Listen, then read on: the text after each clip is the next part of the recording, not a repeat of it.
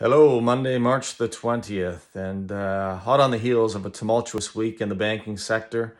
Um, Much of what's happened south of the border and now we see in Europe may be reminiscent of 2008, but I'm not really of a believer that that's going to be the case. I think what's going on now is probably localized or more specific to a few banks making maybe some long-term judgment errors, but that being said, it's pushed bond yields down below 3%, which is good for any mortgage borrowers. And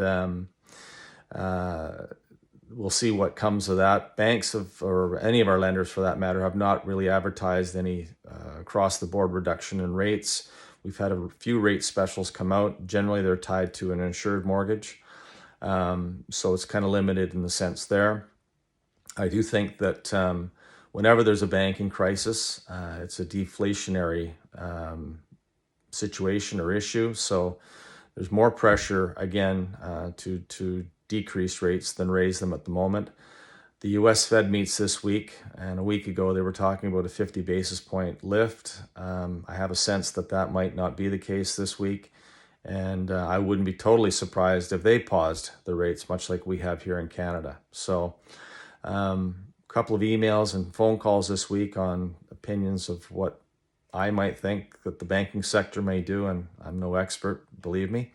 But I think one thing we have to remember whenever we're being compared to the States is that population-wise, we're a tenth of what they are in the States. But when you look at the banking system, we've got about 80 banks in Canada, and I would argue that the bulk of us use 8. In the States, there's over 4,200 banks. The U.S. isn't as nearly as regulated as we are here in Canada.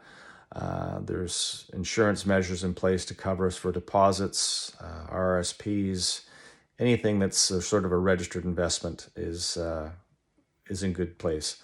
Our insurance numbers might not be as high as they are in the States, but I don't have any concerns that any of our banks are under threat of cracks. So we'll keep our fingers crossed that remains the same, and also see where where the economy does go in terms of inflation and bond yields and overall rates. So I'll look forward to giving you an update next Monday, and wish you all an awesome week.